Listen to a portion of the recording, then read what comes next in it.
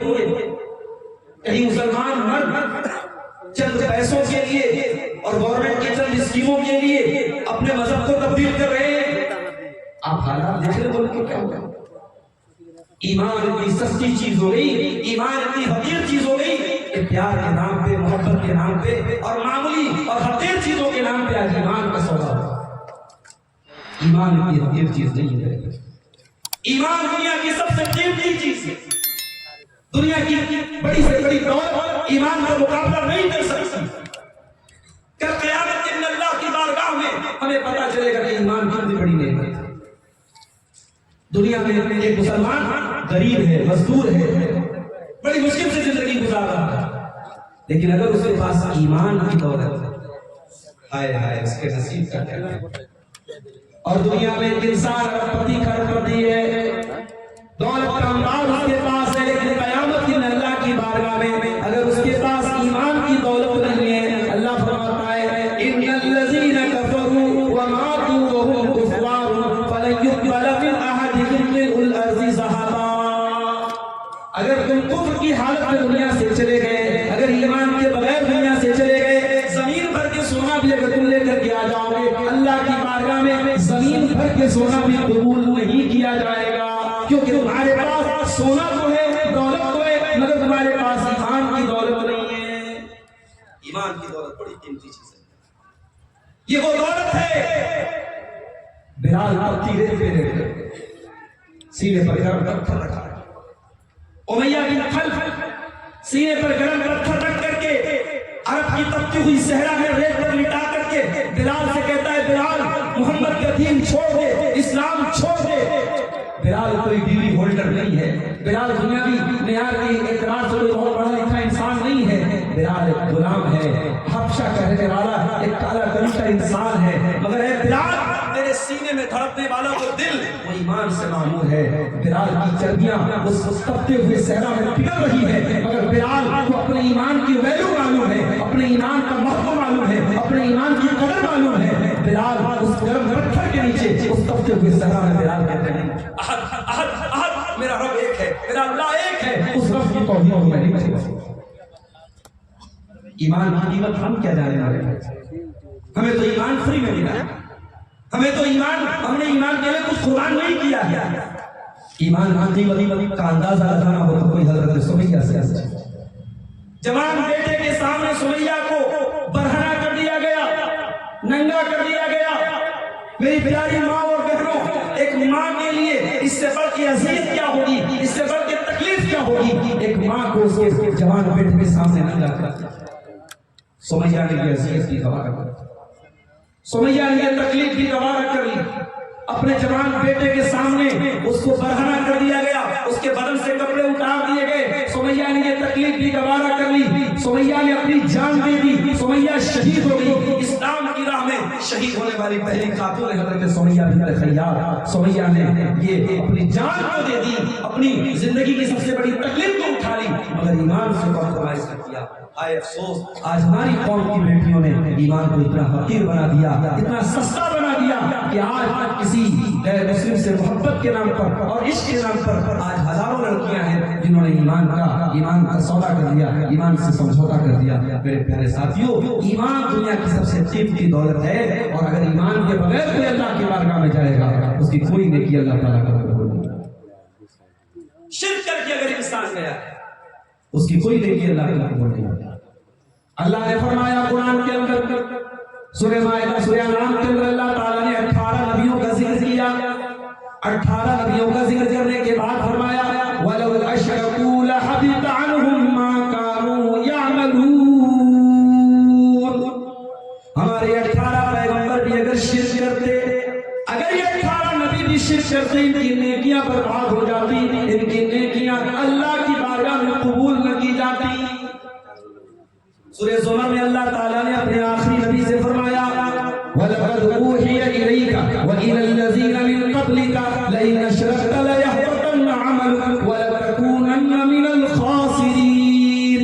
اے نبی, آپ کو بھی ہم یہ حکم دے رہے ہیں, آپ کو بھی یہ بتا رہے ہیں, اگر آپ نے بھی شرک کر لیا تو آپ کی تمام نیکیاں برباد ہو جائیں. مکہ کے کافر کیا کرتے تھے, حاجیوں کو سب کھلاتے تھے، خانہ کعبہ کی تعمیر کرتے تھے، اپنی ان نیکیوں پر بڑا گھمنڈ کرتے تھے، صاحب ہم تو حرم کے معمار ہیں، ہم خانہ کعبہ کے پڑوسی ہیں، ہم اللہ کے مہمانوں کی حاجیوں کی بڑی خدمت کرتے ہیں۔ اللہ نے قرآن میں آیت نازل کی، ما کان للمشرکین ان یعمروا مساجد اللہ، اے مشرکو تم شرک کی حالت میں اللہ کی مسجدوں کی تعمیر کر رہے ہو، تمہیں اس کا کوئی ثواب ملنے والا نہیں ہے۔ انما یعمر مساجد اللہ من کان یؤمن باللہ، اللہ کی مسجدوں کو وہی لوگ آباد کرتے ہیں، وہی لوگ تعمیر کرتے ہیں جن کے اندر ایمان ہوتا ہے۔ ایمان والا اگر مسجد تعمیر کرے گا تب ثواب ملے گا، مشرک اگر مسجد کی تعمیر کرتا ہے تو کوئی ثواب نہیں ملے گا۔ مشرک کی کسی نیکی کا اللہ کو کوئی ثواب ملنے والا، اللہ کیا کوئی ثواب ملنے والا نہیں ہے۔ تو یہ پہلی چیز ہے جس سے ہمیں اپنے آپ اللہ کا فضل و کرم ہے۔ شیر صاحبادی برادری الحمدللہ مجموعی اعتبار سے کتاب و سنت پر چلنے والی، توحید کے راستے پر چلنے والی قوم ہے، مگر جہالت کی وجہ سے کہیں کہیں ہماری برادری میں بھی، اس شیر صاحبادی برادری میں بھی کہیں کہیں شرک کی شکلیں آ رہی ہیں، عورتوں کے اندر مردوں کے اندر کہیں کہیں شرک کی بو آ رہی ہے۔ جہاں تعلیم کی کمی ہے، جہاں قرآن و سنت کی تعلیم کی کمی ہے، جہاں جہالت ہے، وہاں یہ چیزیں آ رہی ہیں۔ اپنے آپ کو توحید کے ساتھ ہمیشہ قائم رکھو، اپنی اولاد کی بھی فکر کرو۔ اگر آپ کسی گاؤں میں ہیں، اگر وہاں آس پاس اگر توحید پر چلنے والے لوگ نہیں ہیں، آپ اپنے دامن کو بچا لیں گے، آپ کی آنے والی نسلیں ہو سکتا ہے ماحول سے متاثر ہو جائیں۔ اس لیے ایسے ماحول میں رہنے کی کوشش کرو جہاں توحید پر چلنے والے لوگ، ماحول کا بھی بڑا اثر ہے۔ اپنی آنے والی نسلوں کی بھی فکر کرنی چاہیے۔ کوئی یہ نہ سوچے کہ صاحب ہم بڑے پکے قرآن سنت پر چلنے والے ہیں، ہمارا عقیدہ بڑا مضبوط ہے، ہماری توحید بڑی مضبوط ہے، ہمیں کوئی نہیں بگاڑ سکتا۔ اپنی اولاد کی بھی فکر کیا کرو۔ حضرت ابراہیم علیہ السلام اللہ کی بارگاہ میں دعا کرتے اور کہتے ہیں وَجُنُبْنِي وَبَنِيَّ أَن نَّعْبُدَ الْأَصْنَامَ، اے اللہ تو مجھے اور میری اولاد کو شرک سے بچانا، بت پرستی سے بچانا۔ اے اللہ کہیں میری اولاد بت پرستی میں نہ پڑ جائے۔ اگر ابراہیم خلیل اللہ جیسا پیغمبر اگر یہ دعا کر رہا ہے میرے پیارے ساتھیوں، تو ہمیں اور آپ کو تو یقیناً یہ دعا کرنی چاہیے، اور اپنے آپ کو اور اپنے بچوں کو ہمیشہ شرک سے بچانے کی کوشش کرنی چاہیے، اور اپنی اولاد اور اپنے بیوی بچوں کو ہمیشہ اس آگ سے دور رکھنا چاہیے۔ اور آگے نیکیوں کو برباد کرنے والی دوسری چیز ریاکاری، دکھاوا۔ آپ نے نیکی کی، نیکی کرنے کے بعد آپ کا مقصد کیا ہے، آپ کا ٹارگٹ کیا ہے؟ پبلک کو خوش کرنا ہے، عوام کو خوش کرنا ہے، دنیا والوں کو راضی کرنا ہے، یا اللہ کو راضی کرنا ہے؟ اگر آپ کا مقصد لوگوں کو راضی کرنا ہے، بڑی سے بڑی نیکی کر لیں آپ، بڑی سے بڑی عبادت کر لیں آپ۔ اگر آپ کے مقصد میں اللہ کو راضی کرنے کے بجائے لوگوں کو راضی کرنا ہے، میرے پیارے ساتھیوں، وہ عبادت ہمارے منہ کے اوپر مار دی جائے گی۔ اسلام میں کلمہ پڑھنے کے بعد اور توحید کے اقرار کرنے کے بعد سب سے بڑی عبادت نماز ہے، مگر قرآن کہتا ہے، اللہ فرماتا ہے فَوَيْلٌ لِّلْمُصَلِّينَ الَّذِينَ هُمْ عَنْ صَلَاتِهِمْ سَاهُونَ الَّذِينَ هُمْ يُرَاءُونَ وَيَمْنَعُونَ الْمَاعُونَ۔ اے نبی آپ یہ پیغام سنا دیجئے، بربادی ہے، جہنم ہے، ویل ہے ان نماز پڑھنے والوں کے لیے جو نماز کی اہمیت سے غافل ہے، جو نماز کو پڑھتے ہیں مگر ریاکاری کرتے ہیں، دکھاوا کرتے ہیں۔ نیکی کا مقصد دکھاوا نہیں ہوتا۔ اگر آپ دان دے رہے ہیں، چندہ دے رہے ہیں، اگر مقصد یہ ہے اللہ راضی ہو تو بہت اچھی بات ہے۔ اگر مقصد یہ ہے کہ لوگوں کو پتہ چلے اور لوگ ہم سے راضی ہو جائیں، تو میرے بھائیوں آپ کا چندہ خطرے میں ہے، آپ کا دان خطرے میں۔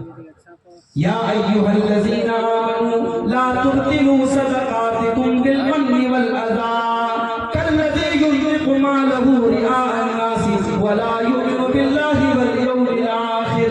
اے ایمان والو، جب تم صدقہ خیرات دیا کرو تو احسان جتا کر کے نہ دیا کرو، سامنے والے کو تکلیف دے کر کے نہ دیا کرو۔ اے ایمان والو، ان لوگوں کی طرح نہ ہو جانا جو ریاکاری کر کے چندہ دیتے ہیں، جو ریاکاری کر کے صدقہ خیرات کرتے ہیں۔ ان کی مثال کیا ہے؟ فرمایا فَمَثَلُهُ كَمَثَلِ صَفْوَانٍ عَلَيْهِ تُرَابٌ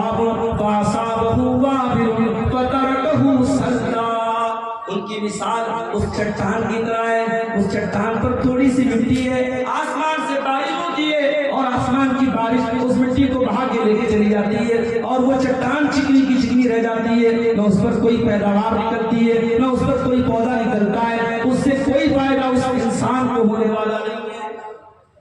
جس طریقے سے چٹان کے اوپر بارش ہوتی ہے اور ساری مٹی بہ جاتی ہے, ریاکاری کی ہلکی سی بوچھار میرے پیارے ساتھیوں ہماری نیکیوں کو برباد. اسی لیے اللہ کے نبی نے اپنی امت کو خبردار کیا. آپ نے فرمایا, مسند احمد کی صحیح روایت ہے, ان اخوف ما اخاف علیکم الشرک الاصغر. اے میرے صحابہ, اے میری امت کے لوگوں, مجھے سب سے زیادہ اگر ڈر ہے کسی بات کا تو اس بات کا ڈر ہے کہیں تم ریاکاری میں, کہیں تم شرک اصغر میں تم چھوٹے والے شرک میں نہ پڑ جاؤ. صحابہ نے کہا, اللہ کے نبی شرک اصغر کیا ہے؟ آپ نے فرمایا ریاکاری, دکھاوا, ریاکاری, شو آف کرنا, یہ سب سے یہ چھوٹا والا شرک ہے اور یہ سب سے زیادہ اس کا خطرہ مجھے کوئی معلوم ہے.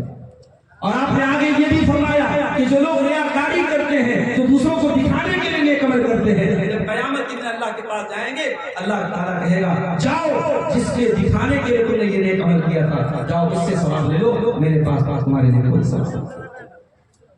اخلاص پیدا کرو. تاریخ گواہ ہے, اخلاص پر جس کام کی بنیاد رکھی گئی اللہ نے بڑی برکت دی. کتنے مدرسے ہیں, کتنے ادارے ہیں, ان کی تاریخ اٹھاؤ. کسی چھوٹے سے کمرے سے, کسی پیڑ سے, کسی جھاڑی سے اس ادارے کی شروعات ہوئی اور آج ہزاروں ایکڑ میں اور ایک لمبے چوڑے جو ہے رقبے پر مشتمل ہے وہ ادارہ, آج ہماری برکت اس ادارے میں ہوئی. آپ تاریخ اٹھا کے دیکھیں, اس کے جو بانی ہیں, اس کے جو مؤسسین ہیں, اس کے جو فاؤنڈرز ہیں, ان کے اخلاص کی برکت تھی کہ آج ان کا ادارہ دن دنیا رات چوبیس گھنٹے. جس کام کی بنیاد اخلاص پر ہوگی اللہ اس میں برکت دے. مگر آج افسوس کی بات کی, سوشل میڈیا کا دور ہے. سوشل میڈیا کا دور ہے, ہر چیز میں گلیمر ہے, ہر چیز میں چمک چمک ہے. اب انسان نیکی بھی کرتا ہے تو کیمرے کے سامنے کرتا ہے. کیمرے کے سامنے بعض لوگوں کو دیکھا حج کرنے گئے تو صاحب کو کھانے کعبہ کا گلاس پکڑ کے رو رہے ہیں اور بالکل بہترین کیمرہ ان کے ایک ایک رونے کو, ان کے ایک آنسو کو کور کر رہا ہے. اب نہ حج بچا, نہ عمرہ بچا, نہ تہجد بچی, نہ انسان کا رونا بچا. اب تو کیمرہ سب ریکارڈ کر رہا ہے. یہ وہ دور ہے.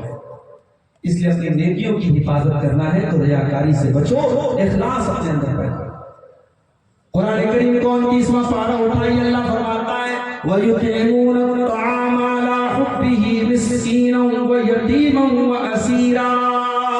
اللہ کے نیک بندے غریبوں کو کھانا کھلاتے ہیں, یتیموں کو کھانا کھلاتے ہیں, قیدیوں کو کھانا کھلاتے ہیں. اور جب وہ غریبوں کو کھانا کھلاتے ہیں تو فوٹو نہیں لیتے ہیں, ویڈیو نہیں بناتے ہیں, پرچار نہیں کرتے ہیں, اخبار نہیں ڈالتے ہیں, بلکہ صاف صاف کہتے ہیں انما نطعمکم لوجہ اللہ لا نريد منكم جزاء ولا شکورا. ہم تو تمہیں اللہ کو راضی کرنے کے لیے کھانا کھلا رہے ہیں, ہمیں تم سے کوئی شکریہ نہیں چاہیے, ہمیں تم سے کوئی بدلہ نہیں چاہیے. انا نخاف من ربنا یوما عبوسا قمطریرا. ہمیں تو قیامت کے دن کا ڈر ہے, ہمیں تو اللہ کے عذاب کا ڈر ہے, اس لیے ہم تم کو کھانا کھلا رہے ہیں. تو نیکی کی بنیاد اخلاص پر ہونی چاہیے. ریاکاری اگر ہے تو ہماری نیکیوں کے بہت بڑا. اللہ کے رسول کے ایک نواسے کے بیٹے تھے حضرت علی بن حسین. آپ کے نواسے حضرت حسین کے بیٹے تھے, جو حضرت حسین کربلا میں شہید ہوئے تھے, ان کے بیٹے تھے علی بن حسین. ان کا جب انتقال ہوا تو علامہ ابن کثیر نے نقل کیا ہے کہ ان کی پیٹھ پر بورے کے موٹے موٹے نشانات. تو جب ان کو غسل دیا جانے لگا تو غسل دینے والے حیران رہ گئے کہ یہ کوئی مزدوری کا کام نہیں کرتے تھے, کوئی محنت اور جفاکشی کا کام نہیں کرتے تھے, ان کی پیٹھ پر یہ بورے کے موٹے موٹے نشان کیوں پڑے. تو اس مدینہ کے کچھ غریب پریواروں نے کہا کہ آج ہمیں پتا چل رہا ہے کہ یہ حضرت علی بن حسین کی پیٹھ پر یہ نشانات کیسے ہیں. مہینے کی پہلی تاریخ آتی تھی, ہر مہینے کی پہلی تاریخ کو ہمارے گھر کے دروازے پر کوئی اللہ کا بندہ مہینے بھر کے راشن کو ایک بوری میں بھر کر کے لاد کر کے ہمارے گھر میں لا کے رکھ دیا کرتا تھا. صبح ہوتی تھی ہمیں مہینے بھر کا راشن میں جایا کرتا تھا, ہمیں معلوم نہیں وہ راشن لانے والا کون تھا, وہ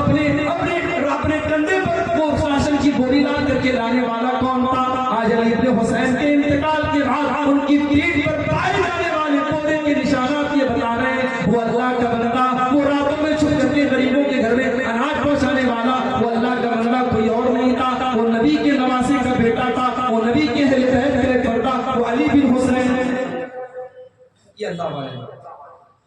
اور آج بھی دنیا میں ایسے لوگ ہیں میرے، سردیوں کے موسم میں کچھ اللہ کے بندے ایسے بھی ہیں اپنی کار سے نکلتے ہیں کمبل لے کر کے غریبوں کے محلے میں جاتے ہیں، کوئی فٹ پاتھ پر لیٹا ہے سردی میں ٹھٹور رہا ہے، کوئی ریلوے اسٹیشن پر کوئی بس اسٹاپ پر لیٹا ہوا ہے، دھیرے سے گئے اس کو کمبل اڑا دیا، غریب کو راحت مل گئی، غریب کو نہیں معلوم ہمیں کمبل اڑانے والا کون ہے، اس امیر کو نہیں معلوم کہ ہم نے کمبل کس کو اڑایا، کوئی کیمرہ نہیں، کوئی کوریج نہیں، کوئی شو آف نہیں، یہ وہ نیکی ہے جو اندھیرے میں کی گئی، جو اللہ کو راضی کرنے کے لیے کی گئی، ایسی نیکیاں اللہ کو پسند آتی ہیں۔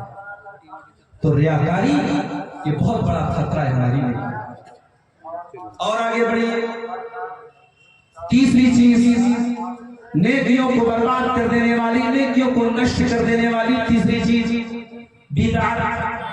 اگر انسان بدعت کر رہا ہے، اگر دین کے نام پر کوئی ایسا کام کر رہا ہے جو دین کے اندر ثابت نہیں ہے، جو نبی نے نہیں کیا، جو صحابہ نے نہیں کیا، بہت بڑے بڑے کام کر رہا ہے، لاکھوں روپے خرچ کر رہا ہے، لیکن وہ کام نبی نے نہیں کیا، وہ کام صحابہ نے نہیں کیا، اس کی بنیاد کتاب و سنت کے اندر نہیں ہے، اس کو بدعت کہتے ہیں۔ اور اللہ کے نبی فرماتے ہیں من احدث فی امرنا ھذا ما لیس منہ فہو رد، جس نے ہمارے دین کے اندر کوئی ایسا کام نکالا جو جس کام کا ہم نے حکم نہیں دیا تھا، جس کے اوپر ہمارا سگنیچر نہیں ہے، جس کے اوپر ہماری اتھارٹی نہیں ہے، جس کو ہم نے اتھورائز نہیں کیا ہے، وہ کام مردود ہے، اس کام کے کرنے والے کو ثواب نہیں عذاب ملے گا۔ امام مالک سے ایک آدمی نے مسئلہ پوچھا، امام صاحب میں عمرہ کرنا چاہتا ہوں، میں احرام کہاں سے باندھوں؟ مدینہ کی بات ہے۔ امام مالک نے کہا کہ ایک کام کرو، تم ذوالحلیفہ سے احرام باندھو جہاں سے اللہ کے نبی نے احرام باندھا۔ مدینہ سے کچھ کلومیٹر کی دوری پر ایک جگہ ہے ذوالحلیفہ، موجودہ وقت میں اس کا نام ابیار علی ہے، اور آج بھی جو لوگ مدینہ سے عمرہ کرنے جاتے ہیں تو وہیں پر باقاعدہ ایک مسجد بنی ہے اور وہیں پہ احرام وغیرہ باندھ کر کے لوگ وہاں سے نکلتے ہیں۔ اللہ کے پیارے نبی صلی اللہ علیہ وسلم نے وہیں سے احرام باندھا۔ امام مالک نے کہا کہ تمہیں احرام باندھنا ہے، مدینہ سے جا رہے ہو تو وہیں سے ذوالحلیفہ سے تم احرام باندھنا۔ اس آدمی نے کہا میں کچھ نیا کرنا چاہتا ہوں، امام صاحب میں چاہتا ہوں کہ میں اللہ کے رسول کی قبر کے پاس سے احرام باندھوں۔ امام مالک کا جواب سنیے گا میرے بھائی۔ امام مالک نے کہا انی اخاف علیک فتنۃ، اے میرے بھائی مجھے ڈر ہے کہیں تو کسی فتنے میں نہ پڑ جائے۔ کہ امام صاحب کیسی بات کر رہے ہیں؟ انما ازید علی ذلک امیال، آپ کہہ رہے ہیں کہ میں ذوالحلیفہ سے احرام باندھوں اور میں کہہ رہا ہوں کہ میں نبی کی مسجد سے اور نبی کی قبر سے احرام باندھوں۔ امام صاحب میں کون سا گناہ کرنے جا رہا ہوں؟ میرے تو کچھ کلومیٹر بڑھ رہے ہیں، کچھ میل بڑھ رہے ہیں۔ ظاہر ہے اگر ایک انسان مدینہ سے احرام باندھ کے جاتا ہے اور ایک انسان مدینہ سے کچھ کلومیٹر 20 کلومیٹر کی دوری سے احرام باندھتا ہے، تو جو مدینہ سے احرام باندھ کے جا رہا ہے اس کے کلومیٹر بڑھ گئے، تو اس نے کہا کہ امام صاحب میرے کلومیٹر تو بڑھ گئے، مجھے تو اور زیادہ ثواب ملنا چاہیے۔ امام مالک نے جواب دیا نہیں میرے بھائی، تجھے زیادہ ثواب تو نہیں ملے گا، ہاں اس بات کا ڈر ہے کہ کہیں تو فتنے میں نہ پڑ جائے، اس لیے کہ جب اللہ کے نبی نے ذوالحلیفہ سے احرام باندھا اور اللہ کے نبی کو یہ نہیں سمجھ میں آیا کہ میں اپنی مسجد سے احرام باندھوں، تو وہ کون سا نیکی کا کام ہے جو تیرے نبی کو سمجھ میں نہیں آیا اور تجھ کو سمجھ میں آ گیا۔ اس کے بعد امام مالک نے سورہ نور کی آیت پڑھی فَلْيَحْذَرِ الَّذِينَ يُخَالِفُونَ عَنْ أَمْرِهِ أَن تُصِيبَهُمْ فِتْنَةٌ، جو لوگ اللہ کے رسول کے حکم کی خلاف ورزی کرتے ہیں ڈر ہے اس بات کا کہ کہیں ان کے اوپر کوئی فتنہ نہ آ جائے، کوئی پریشانی نہ آ جائے، کوئی عذاب نہ آ جائے۔ بدعت بڑی خطرناک چیز ہے، جہاں بدعت آتی ہے علماء نے لکھا ہے، محدثین نے لکھا ہے، جب بدعت آتی ہے تو وہاں کوئی نہ کوئی سنت ختم ہوتا ہے۔ آپ دیکھ لیجیے جہاں جہاں بدعتیں آئی ہیں، اذان کے پہلے درود پڑھنے کی بدعت آئی، اذان کے بعد درود پڑھنے کی بدعت آئی، میت کو دفنانے کے بعد قبر پہ کھڑے ہو کے اذان دینے کی بدعت جہاں شروع ہوئی، میت کے دفنانے کے بعد میت کے لیے دعا کرنے کی جو سنت ہے وہ ختم ہو۔ نماز کے بعد فرض نماز دعا کرنے کی بدعت جہاں آئی، فرض نماز کے بعد جو اللہ کے پیارے نبی اذکار پڑھتے تھے، جو دعائیں پڑھتے تھے، ان کو چھوڑنے کی ان کو سنت کو چھوڑ دیا گیا۔ جہاں بدعت آ رہی ہے وہاں کوئی نہ کوئی سنت جا جائے، اور یہ کان کھول کر کے سن لو، کوئی بدعت حسنہ نہیں، کوئی بدعت اچھی نہیں ہوتی۔ دین کے اندر اچھی اور کوئی بدعت نہیں ہے، دین کے اندر صرف بدعت ہے۔ دین کے اندر یا تو سنت ہے یا بدعت ہے، بدعت کا اپوزٹ سنت ہے اور سنت کا اپوزٹ بدعت ہے۔ کوئی اچھی اور بری بدعت نہیں۔ مرنے والا مر گیا، تیسرے دن آپ کھانا پکوا رہے۔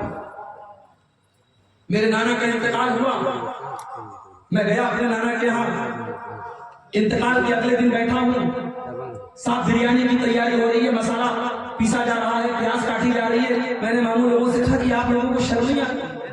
کل آپ کے باپ کا انتقال ہوا اور آج آپ بیٹھ کر کے دعوت کا انتظام کر رہے ہیں۔ کہا مانجے یہ ہمارے باپ دادا کی رسم ہے، ہمیں احساس ہو رہا ہے، ہم غلط کر رہے ہیں، مگر ہم نہیں کریں گے، سماج کو کیا دکھائیں گے؟ آج کتنی بدعات ہے جن کو باپ دادا کا نام اور ان کے رسم و رواج کا نام دے کر کے سماج میں جاری رکھا گیا۔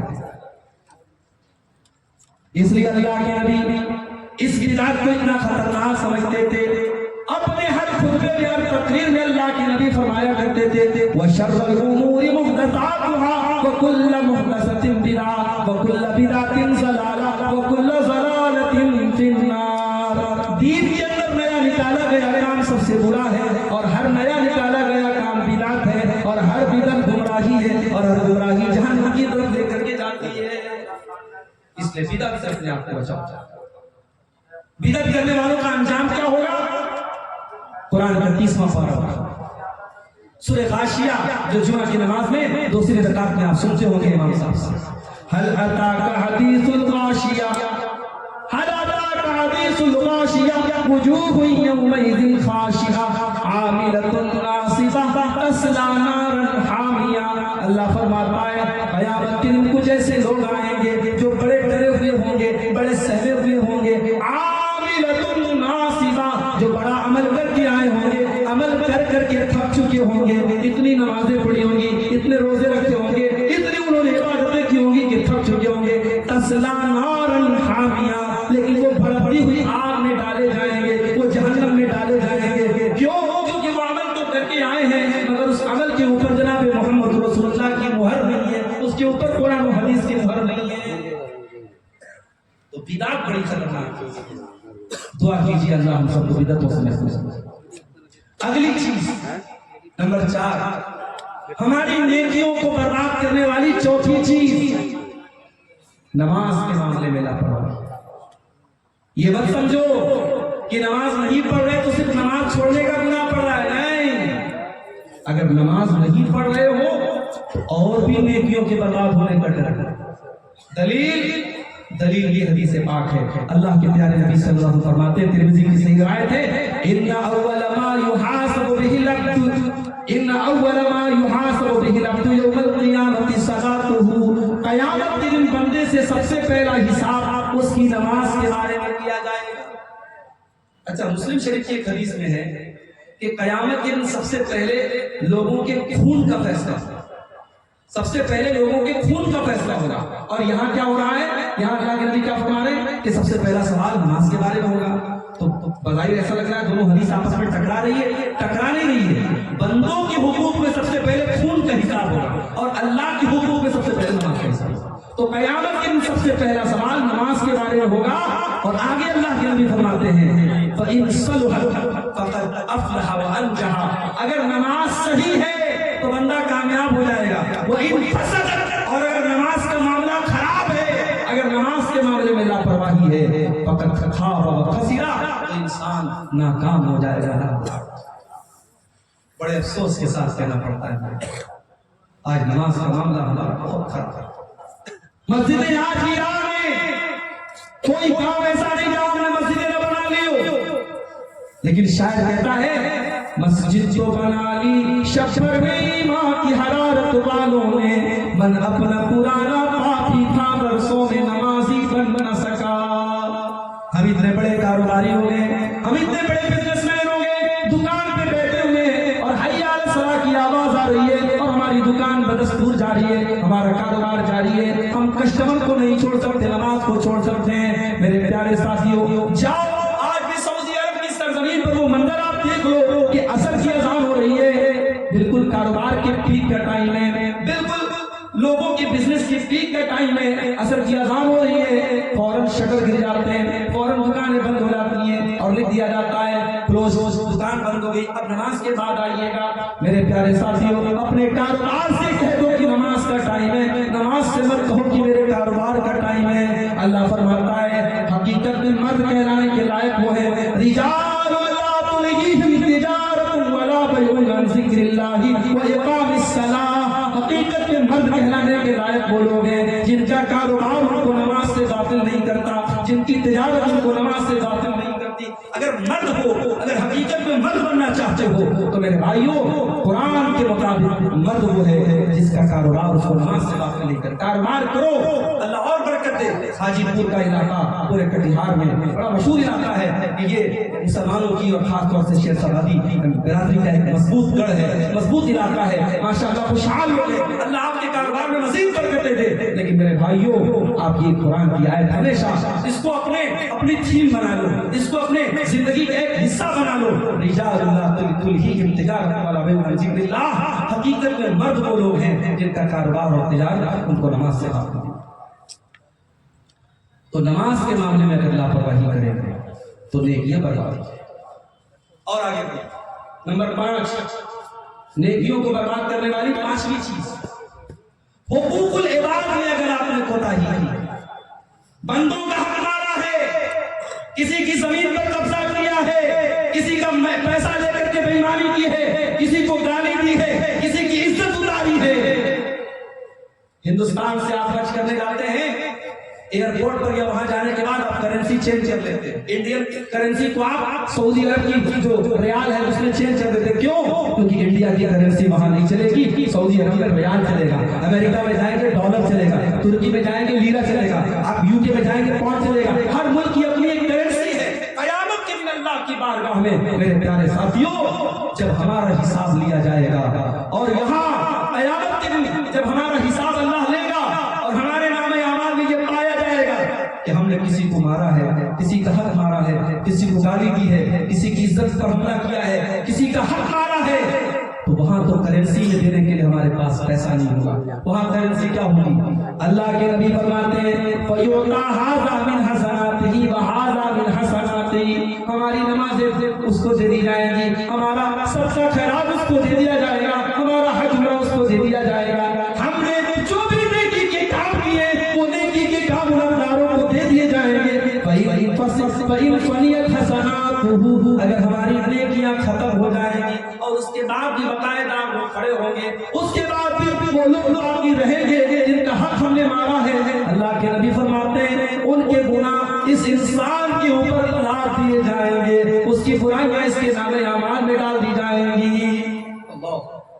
دنیا سے نیکی لے کے گیا تھا، دنیا سے نماز لے کے گیا تھا، دنیا سے حج لے کے گیا تھا، اور انجام کیا ہو رہا ہے؟ حقوق العباد کے معاملے میں لاپرواہی کرنے کا، کہ دوسروں کے گناہ اس کے اوپر لاد دیے جائیں گے اور تو یہ حافظ نار، اور اس کے بعد اس کو جہنم میں پھینک دیا جائے گا۔ یہ اس امت کا سب سے قریب آدمی، سب سے کلاش آدمی ہوگا۔ اس لیے میرے بھائیوں، حقوق العباد کے بارے میں اللہ سے ڈرو، حقوق العباد کے بارے میں اللہ سے ڈرو، قیامت کے دن ہمیں سب کا حساب دینا پڑے گا۔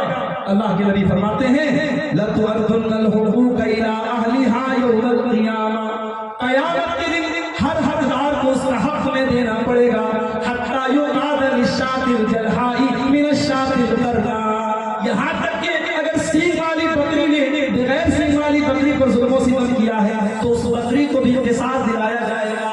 میرے بھائیوں، کیوں کسی کے ساتھ بے ایمانی کرتے ہو؟ کیوں کسی کا حق مارتے ہو؟ سب ٹھاٹ پڑا رہ جائے گا جب رات چلے گا بنجارا، نہ زمین لے کے دنیا سے جانا ہے، نہ جائیداد لے کے دنیا سے جانا ہے، نہ بینک بیلنس لے کے دنیا سے جانا ہے، ایک نہ ایک دن مر جانا ہے، اور کب مرنا ہے کوئی ٹھکانا نہیں۔ کورونا کی ایک وبا آئی، ہم نے اپنی آنکھوں سے دیکھا کتنے نوجوان ہیں جو ہمارے سامنے چلے گئے، کینسر کی بیماری آئی، 20-22 سال کا نوجوان ہمارے بنارس میں، ہمارا بڑا جاننے والا قریبی ہمارا جاننے والا بالکل 20-22 سال کا نوجوان اور یہ لڑکا कैंसर की, ब्लड कैंसर की बीमारी में मुबतला होता है और 1 महीने के अंदर अल्लाह को प्यारा हो जाता है। हम नहीं जानते मेरे भाइयों कब कौन सी बीमारी हमारी मौत का हरकारा लेके आए, कब कौन सी वबा अल्लाह को हमें अल्लाह के पास लेके चली जाए।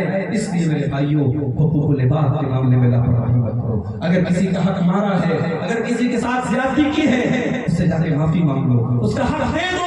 इससे पहले कि क़यामत के दिन हमें अपनी नेकियों को दांव पे लगाना पड़े। मेरे प्यारे भाइयों, हुकूकुल इबाद के मामले की लापरवाही हमारी नेकियों को बर्बाद। और आगे एक और चीज है जो हमारी नेकियों को बर्बाद कर देगी क़यामत के दिन, और वो चीज है अकेले में किए जाने वाले गुनाह, तन्हाई में किए जाने वाले गुनाह, बंद कमरे में किए जाने वाले गुनाह हमारी नेकियों को बर्बाद कर देंगे। मोबाइल का दौर है, मोबाइल का दौर है, स्मार्टफोन का दौर है, इंटरनेट का दौर है। आज आपके मोबाइल में आप क्या क्या चीजें मैसेज कर रहे हैं, क्या क्या चीजें देख रहे हैं। हो सकता है कि आपने डिलीट कर दिया हो सकता है आपने चैट की हिस्ट्री डिलीट कर दी हो सकता है आपने ब्राउजर की हिस्ट्री डिलीट कर दी हो सकता है आपने अपने मोबाइल की गैलरी को साफ कर लिया हो सकता है आपकी मोबाइल में बुराई के सारे सबूत उलट गए हो। मगर याद रखो मेरे भाई, अल्लाह का कैमरा तो 24/7 ऑन है। अल्लाह का कैमरा तो कभी बंद होने वाला नहीं है। व इन्ना अलैकुम लहाफिज़ीन किरामन कातिबीन, मेरे बंदो हमारे किरामन कातिबीन, हमारे फरिश्ते तुम्हारी एक एक हरकत को नोट कर रहे हैं, नकल कर रहे हैं। हमारे फरिश्ते एक एक हरकत को नोट कर रहे हैं। या लमूना मा तफअलून, वो तुम्हारे हर अमल को जानते हैं और तुम्हें क़यामत के दिन उसका हिसाब देना पड़ेगा।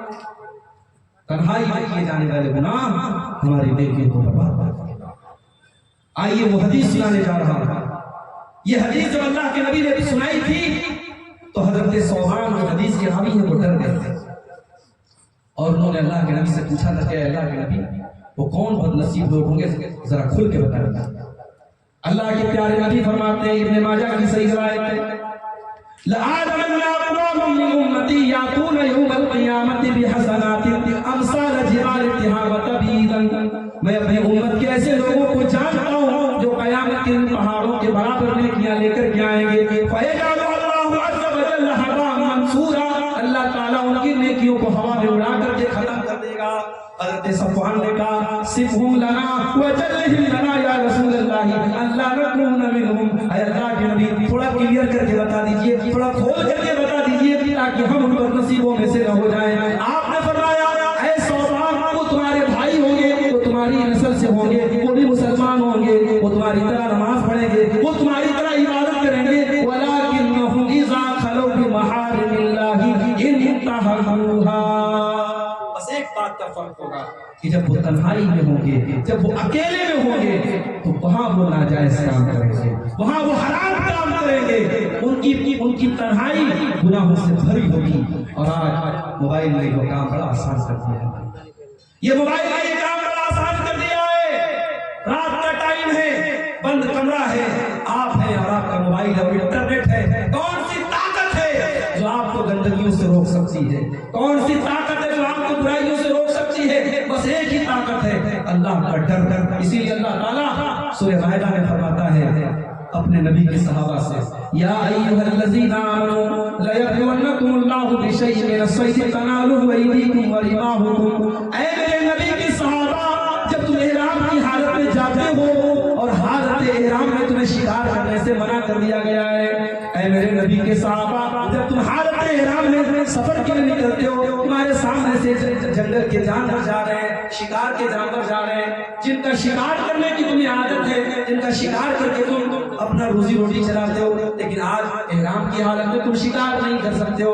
ऐ मेरे नबी के सहाबा, अल्लाह ताला ने तुमको मना किया है, तुम इहराम की हालत में शिकार नहीं कर सकते, हालांकि तुम्हारी आंखों के सामने से वो जानवर गुजर रहे हैं। ये इम्तिहान क्यों ले रहे हैं? लियअलम अल्लाहु मन यखाफुहु बिल-गैब, अल्लाह ताला ये देखना चाहता है कि कौन अल्लाह से डरने वाला है, कौन बगैर देखे अल्लाह से डरता है, कौन है जो बगैर देखे अल्लाह से डरता है।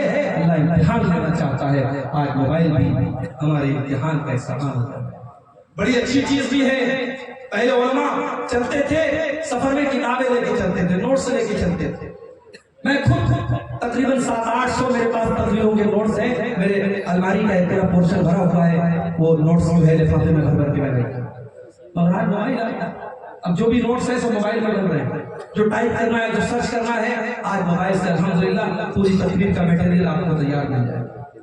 حدیث کو سرچ کرنا ہے, کوئی حدیث آپ کو تلاش کرنا ہے, پہلے کے علماء بڑی محنت کرنی پڑتی تھی. 7-7 8-8 جلدوں میں کتاب ہے, کون سی جلد میں ہے, کہاں ہے, پوری 7-7 8-8 جلدیں وہ پوری کھنال لیتے تھے. آج تو بڑا سمپل ہے, آپ کے پاس شاملہ کا ایپ ہے, آپ کے پاس مصحف الحدیث ہے, آپ کے پاس الفاظ القرآن ہے, جو بھی ایپ ہے قرآن و حدیث سرچ کرنے والے, آپ حدیث کا ایک ٹکڑا ڈال دیجئے, پوری حدیث آپ کے سامنے آ جائے گی. حدیث صحیح ہے, ضعیف ہے, حدیث کا نمبر کیا ہے, سب کچھ آپ کے سامنے آ جائے گا. آج موبائل میں یہ سہولت تو بہرحال نہیں ہے. دین کا کام کرنے کے لیے بہت ساری سہولتیں دی ہیں اس موبائل میں, مگر موبائل نے ہمارے تقویٰ کا امتحان بھی لیا ہے. میرے پیارے ساتھیوں, موبائل کا صحیح استعمال کیجئے, انشاءاللہ یہ موبائل آپ کے ہاتھ میں خیر ثابت ہوگا. اور اگر غلط استعمال کریں گے, یہ موبائل ہماری نیکیوں کو برباد کر دے گا. اللہ کے نبی فرماتے ہیں, تنہائی میں کیے جانے والے گناہ انسان کی نیکیوں کو برباد کر دے گا. اور آگے ایک اور چیز ہے جو ہماری نیکیوں کو برباد کر سکتی ہے, اور وہ کیا ہے؟ بیوی اگر اپنے شوہر کا حق ادا نہیں کر رہی, بیوی بڑی نمازی ہے, رات میں تہجد پڑھ رہی ہے, جمعہ کی نماز میں ایک دم پہلی صف میں جا کے عورتوں والے حصے میں بیٹھتی ہے, تقریر میں ایک دم آگے رہتی ہے, مگر شوہر کی خدمت نہیں کرتی, شوہر کی بات نہیں مانتی, اس کی نیکیاں خطرے میں ہیں, اس کی نیکیاں برباد ہو گئی. اللہ کے نبی فرماتے ہیں, ثلاثۃ لا يقبل اللہ صلاتهم, 3 لوگ ایسے جن کی نماز اللہ تعالیٰ قبول نہیں کرتا ہے. ولا تصعد الى السماء, ان کی نماز آسمان کے اوپر نہیں جاتی ہے. ولا تجاوز رؤوسهم, ان کی نماز ان کے سر کے اوپر بھی نہیں جاتی ہے.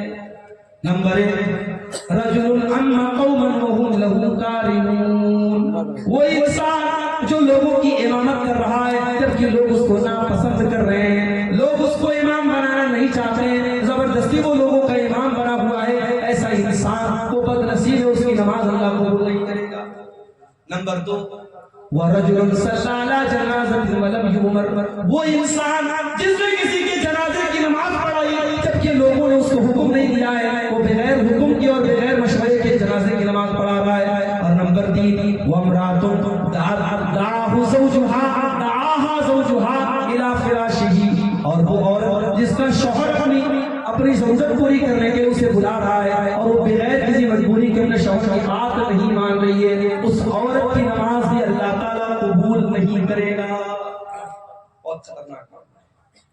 میاں بیوی کا رشتہ صرف رشتہ نہیں, میاں بیوی ایک دوسرے کے لیے اللہ نے کہا قرآن میں لباس ہے. بہت ساری برائیوں سے شوہر بیوی کو بچاتا ہے, بیوی شوہر کو بچاتی ہے. اگر دونوں ایک دوسرے کی ضرورت کا خیال نہیں رکھیں گے, مرد کے قدم بہک سکتے ہیں اور قدم بہک سکتے ہیں. اس لیے اگر کوئی عورت اپنے شوہر کا حق ادا نہیں کر رہی ہے, اس بات کا ڈر ہے اس کی نیکیاں برباد ہو جائے گی, اس کی نماز قبول نہیں. اسی طریقے سے میری پیاری ماں اور بہنوں, جو عورت خوشبو لگا کر کے گھر سے باہر نکلتی ہے, جلسے میں جانے کے لیے نہیں, مارکیٹ میں جانے کے لیے نہیں, مسجد میں نماز پڑھنے کے لیے جاتی ہے خوشبو لگا کر کے, اللہ کے نبی فرماتے ہیں لا يقبل اللہ صلاۃ امرأۃ, اللہ تعالیٰ اس عورت کی نماز کو قبول نہیں کرتا ہے. تتطیب لہذا المسجد, جو مسجد میں خوشبو لگا کر کے آتی ہے, جو مسجد میں خوشبو لگا کر کے آتی ہے, اس عورت کی نماز اللہ تعالیٰ قبول نہیں کرتا ہے. حتی ترجع, جب تک کہ وہ عورت واپس نہ چلی جائے. وتغسل غسل الجنابہ, اور وہ غسل نہ کر لے جو جنابت میں کیا جاتا ہے, جو ناپاکی کے عالم میں کیا جاتا ہے, جب تک وہ ایسا غسل نہ کر لے اور اپنے بدن سے خوشبو کا اثر ختم نہ کر لے, تب تک اس عورت کی نماز قبول نہیں.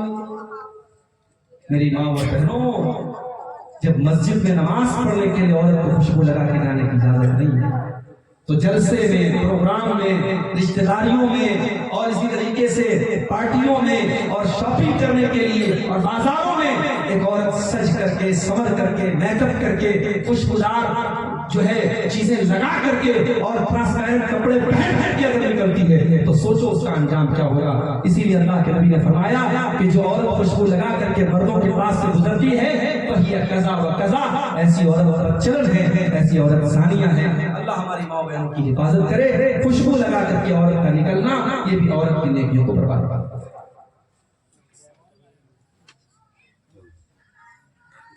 کیا بیوہ عورتوں کو زینت کرنا چاہیے؟ جیسا کہ پہلے سے سونے کے زیورات بنتے چلے آ رہے ہیں، پہنتے چلے آ رہی ہے، اور شوہر کا انتقال ہو جاتا ہے تو کیا پہنے ہوئے زیورات اپنے جسم سے اتار دے گی؟ دیکھیے اب شیخ بیٹھے ہوئے ہیں، شیخ ماشاءاللہ آپ کے ہم سب کے بزرگ عالم ہیں، شیخ کی موجودگی میں شیخ کی اجازت سے میں بات بتا رہا ہوں، اگر غلطی ہوگی تو شیخ رہنمائی کریں گے۔ اس عمل کو بیوہ عورت جو عدت گزارتی ہے، اس عمل کو شریعت میں احداث کہا ہے۔ احداث کا مطلب ہوتا ہے زینت نہ کرنا۔ تو عورت اس 4 مہینہ 10 دن کے پیریڈ میں زینت نہیں کرے۔ اب اس میں جو زینت وہ آلریڈی کرتی ہے وہ بھی شامل ہے، اور جو ڈیلی کے روٹین میں شامل ہے، خوشبو لگانا اور سجنا سنورنا، کاجل لگانا، میک اپ کرنا، زیورات پہننا، یہ ساری چیزیں اس میں شامل ہیں۔ تو عورت ایک دم سمپل طریقے سے رہے گی۔ احداث کے لفظ کا تقاضا یہی ہے، واللہ اعلم۔ جو وہ زیورات وغیرہ سونے کے پہنتی، کیونکہ وہ بھی زینت میں سے ہے، تو یہ عدت کے دوران اس کو نہیں پہننا چاہیے۔ واللہ اعلم۔ تو میں عرض یہ کر رہا تھا کہ خوشبو لگا کر کے عورت کا نکلنا یہ اس کی نماز کے لیے خطرناک ہے۔ اور آگے ایک اور چیز ہے جو ہماری نیکیوں کو برباد کرتی ہے، اور وہ کیا ہے؟ قرض۔ کسی سے قرض لینا، کسی سے لون لینا۔ بھئی قرض تو ہماری ضرورت ہے نا، قرض تو ہم لیتے ہیں دنیا میں، مگر اللہ کے نبی قرض سے پناہ مانگا۔ اللہ کے رسول نماز میں دعا کرتے تھے، اللہم انی اعوذ بک من المعصم والمغرم، اے اللہ میں تیری پناہ چاہتا ہوں گناہوں سے اور قرض سے۔ جب انسان قرض لیتا ہے تو جھوٹ بولتا ہے، وعدہ خلافی کرتا ہے، زبان پر پکا نہیں ہوتا۔ قرض انسان بہت مجبوری میں لیتا ہے، لے سکتا ہے، حرام نہیں ہے، مگر زندگی میں اگر قرض لیا ہے تو اس کو چکا کے جاؤ۔ اللہ کے نبی فرماتے ہیں یغفر للشہید، جو اللہ کے راستے میں شہید ہو جائے اس کے سارے گناہ معاف ہو جائیں گے، الا الدین، مگر قرض معاف نہیں ہوگا۔ اللہ کے راہ میں شہید ہو گیا، جان چلی گئی اس کی، سارے گناہ معاف ہو گئے، مگر قرضہ معاف نہیں ہوگا، قرضہ دینا پڑے گا اس کے بعد سے۔ یہاں باپ کا انتقال ہوتا ہے تو بیٹے بیٹھ کر کے بٹوارا کرتے ہیں، ابا کی زمین اور کھیت اور ماں کے زیورات کس کو ملے گے؟ بھائی صاحب، کسی کے مرنے کے بعد شریعت کہتی ہے پہلا کام کیا کرنا ہے؟ اس کے کفن دفن کا انتظام اس کے ترکے میں سے کرنا۔ پتہ ہے آپ کیا رواج ہے؟ ہمارے بنارس میں یہ رواج ہے کہ انتقال ہونے کے بعد جو داماد ہوتا ہے یا بہنوئی ہوتا ہے وہ آ کر کے پیسہ دیتا ہے کفن کا، کہیں 500 دیتا ہے، کہیں 1000 دیتا ہے۔ تو اب وہ ایک طریقے سے ایک رواج بن گیا ہے۔ اب یہ رواج مجھے نہیں سمجھ آتا کہ اس میں کیا دیا۔ بھائی اگر میت کے وارثین میں سے ظاہر ہے کہ میت کا جو بہنوئی ہے یا اس کا سمجھی ہے وہ تو وارث بھی نہیں ہے، جو میت کا وارث ہے بیٹا ہے، باپ اگر زندہ ہے تو باپ ہے، ماں زندہ ہے تو ماں ہے، جو وارث ہو رہے ہیں اگر وہ اپنی خوشی سے میت کے جنازے میں تعاون کر دے الگ بات ہے، ورنہ پہلا حق کیا ہے کہ میت کے ترکے میں سے کفن دفن کا انتظام۔ دوسرا کام کفن دفن کرنے کے بعد میت کے قرضے کیا جاتا ہے۔ قرضہ یہاں سب سے لاسٹ میں ادا ہوتا ہے، پہلے بٹوارا ہوتا ہے، اس کے بعد ہاں ابا کے اوپر قرضہ کتنا، پہلے پتا کرو قرضہ کیا نہ تھا، پہلے قرضے کو ادا کیا جائے گا۔ اس کے بعد نمبر 3، میت نے اگر وصیت کی ہے مدرسے میں اتنا دے دیا جائے، کمپلیکس میں اتنا دے دیا جائے، مسجد میں اتنا دے دیا جائے، تو 1/3 1/3 سے زیادہ ہم وصیت میں نہیں دیں گے۔ اگر ابا نے زیادہ وصیت کی ہے تب بھی ہم 1/3 تک دیں گے، اس سے زیادہ نہیں دیں گے۔ مان لو اگر میت 3 لاکھ روپیہ چھوڑ کے گیا ہے تو 1 لاکھ روپیہ اس وصیت کی جگہ پہ خرچ کیا جا سکتا ہے۔ اب اس کے بعد جو اماؤنٹ باقی بچا، جو جائیداد باقی بچی، اس میں میت کو ہم اس کے طرف تقسیم کریں۔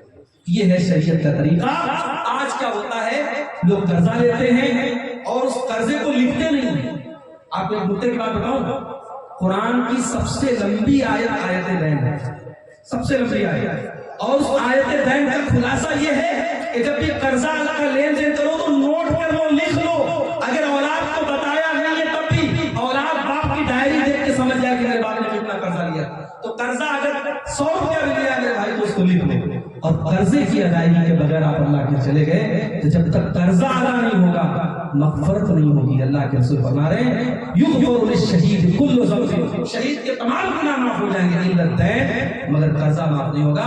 اور دوسری حدیث میں ہے کہ المیت معلق بالدین، مردہ قرضے کی وجہ سے معلق رہتا ہے، اس کی مغفرت رکی رہتی ہے جب تک کہ اس قرضے کو ادا نہ کرے.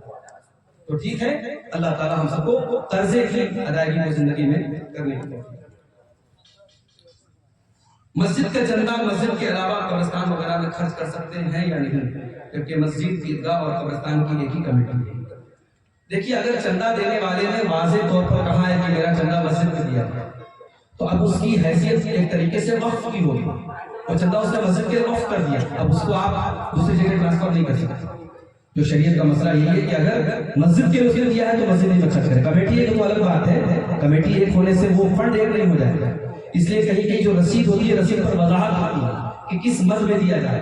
اگر قبرستان مسجد اور مدرسہ تینوں کی ایک کمیٹی ہے تب بھی رسید پر اس بات کی وضاحت ہونی چاہیے کہ یہ چندہ کہاں دیا جا رہا ہے. مسجد کے لیے تو مسجد میں ہی دینا چاہیے. تو دو چیزیں اور بیان کرنے کے بعد ختم کر رہا ہوں. ہماری نیکیوں کو عورت اپنے شوہر سے ملنے جانا چاہتی ہے، اچھا کھلا لینا چاہتی ہے. عورت اپنے شوہر سے کھلا لینا چاہتی ہے، اس عورت کو کیا کرنا ہوگا قرآن و حدیث سے بیان کیجیے. دیکھیے چونکہ ہمارے یہاں اسلامی حکومت بھی نہیں ہے اور کوئی دارالقضا بھی نہیں ہے. اگر کسی علاقے میں دارالقضا کا سسٹم ہے جہاں باقاعدہ علماء کی کمیٹی ہے اور وہ خلا اور طلاق کے مسئلے کو ہینڈل کرتے ہیں قرآن سنت کی روشنی میں تو اچھی بات ہے. اگر دارالقضا وغیرہ کا سسٹم نہیں ہے جیسا کہ عام طور سے نہیں ہے تو علاقے کے جو ذمہ دار علماء ہیں اور جو صاحبان امر ہیں، جو نیک اور دیندار لوگ اور سماج کے سربراہ لوگ ہیں، ان کو بٹھایا جائے اور عورت ایک اپلیکیشن لکھے، درخواست لکھے کہ میں اپنے شوہر سے کھلا لینا چاہتا ہوں. اور شوہر کی رضامندی بھی ضروری ہے. شوہر کو باقاعدہ کمیٹی میں لوگ بلائیں گے اور ان کے سامنے عورت کا یہ پرستاؤ رکھیں گے کہ تمہاری بیوی تمہارے ساتھ نہیں رہنا چاہتی، کھلا لینا چاہتی ہے.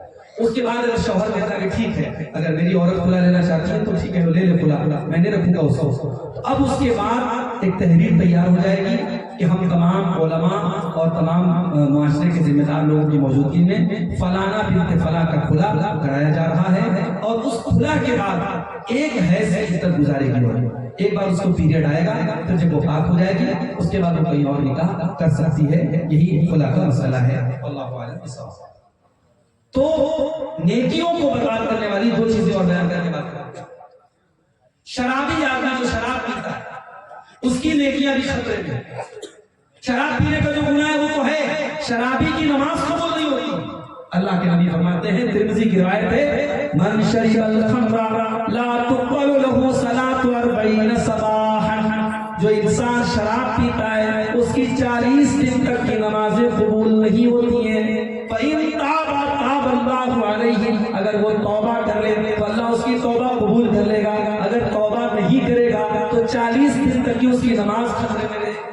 ایک بار شراب پی، اب سوچو جو روز شراب پی رہا ہے وہ کتنا بدنصیب ہے، اس کی کتنی نمازیں خطرے میں ہیں. اور وہ شراب پیتا رہے اور نماز پڑھتا رہے، کوئی مطلب نہیں اس کی نماز کا. اس لیے میرے بھائیوں، اگر کوئی بھی مسلمان شراب جیسی گندی چیز کا شکار ہے اللہ سے سچی توبہ کرے. اللہ سے جتنی جلدی ممکن ہو توبہ کر لے. شراب وہ گندی چیز ہے جس کے بارے میں اللہ کے نبی فرماتے ہیں، حضرت عثمان غنی فرماتے ہیں، ان الخمر ام الخبائث، شراب برائیوں کی جڑ ہے. تو شراب یہ انسان کی نیکیوں کو برباد کر دیتا ہے. آخری چیز حسد اور کینہ. اگر انسان کے دل میں حسد ہے، کینہ کپٹ ہے تو کان کھول کر کے سن لے، اس کی نماز، اس کا روزہ، اس کی عبادت اللہ کے قبول میں. ثبوت چاہتے ہیں؟ دو ثبوت آپ کو دے رہا ہوں. پہلی حدیث مسند احمد کے اندر موجود ہے. اللہ کے نبی فرماتے ہیں، ایاکم والحسد فإن الحسد تأکل الحسنات کما تأکل النار الحطب. جس طریقے سے آگ لکڑی کو کھا جاتی ہے اسی طریقے سے حسد انسان کی نیکیوں کو کھا جاتا ہے. اس لیے اے میری امت کے لوگوں تم حسد سے بچا کرو. حسد مت کیا. کوئی پیسہ کما رہا ہے اپنے مقدر سے، کوئی نام کما رہا ہے اپنے مقدر سے کما رہا ہے، کسی کو شہرت مل رہی ہے اپنی محنت سے مل رہی ہے. تم محنت کرو, تم اسٹرگل کرو, تم ایفرٹ کرو, تم کوشش کرو.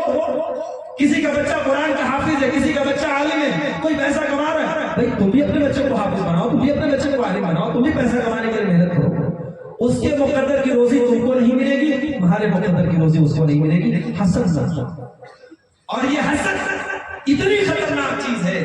اللہ کے پیارے نبی فرماتے ہیں ہر سوموار کے دن اور ہر جمعرات کے دن اللہ رب العالمین مومن کو بخش دیتے ہیں, جنت کے دروازے کھول دیے جاتے ہیں اور مومن کو بخش دیا جاتا ہے. اسی لیے اللہ کے پیارے نبی ہر سوموار کو اور جمعرات کو روزہ رکھا کرتے ہیں. ابھی پرسوں میں پاکڑ ترجمہ کل میں پاکڑ گیا تھا, تو پاکڑ میں ہماری جماعت کے بڑے مستند عالم ہیں مولانا فیضی صاحب, فیضی صاحب, وہ بتانے لگے کہ سعودی عرب میں جو علماء ہیں سوموار کے دن عام طور سے آپ کو جو علماء ہیں وہ روزے کی حالت عام ہے. سعودی عرب میں حالانکہ بڑی دولت ہے, بڑی آسائش ہے, مگر اللہ کے رسول کی سنتوں کے معاملے میں بہت سینسٹیو ہے.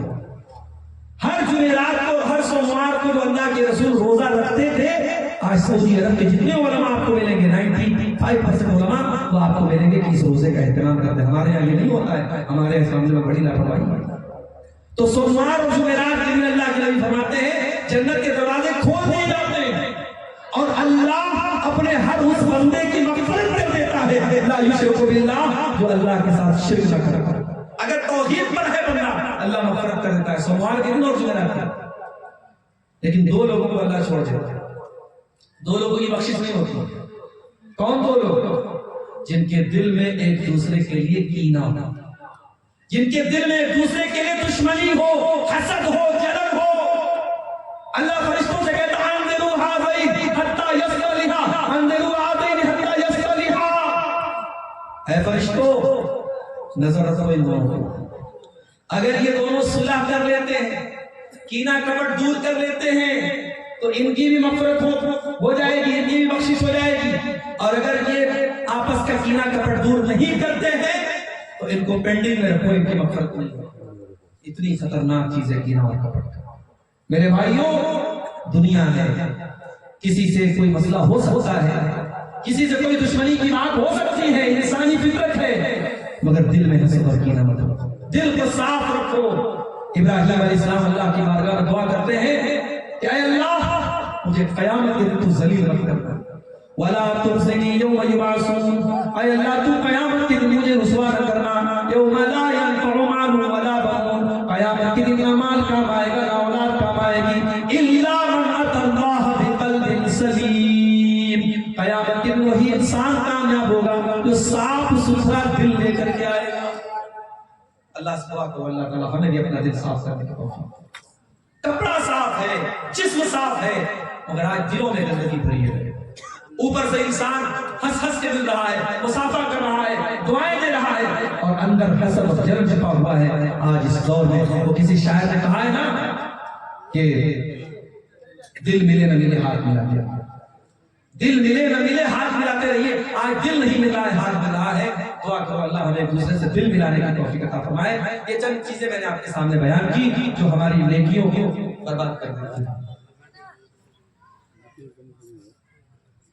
ایک صاحب نے سوال کیا ہے کہ داڑھی رکھنا سنت ہے یا فرض ہے. دیکھیے اللہ کے پیارے نبی صلی اللہ علیہ وسلم نے داڑھی رکھی, آپ نے آپ کے چہرے پر بھرپور داڑھی تھی, اس اعتبار سے ہم بولیں گے کہ اللہ کے رسول کی سنت ہے داڑھی.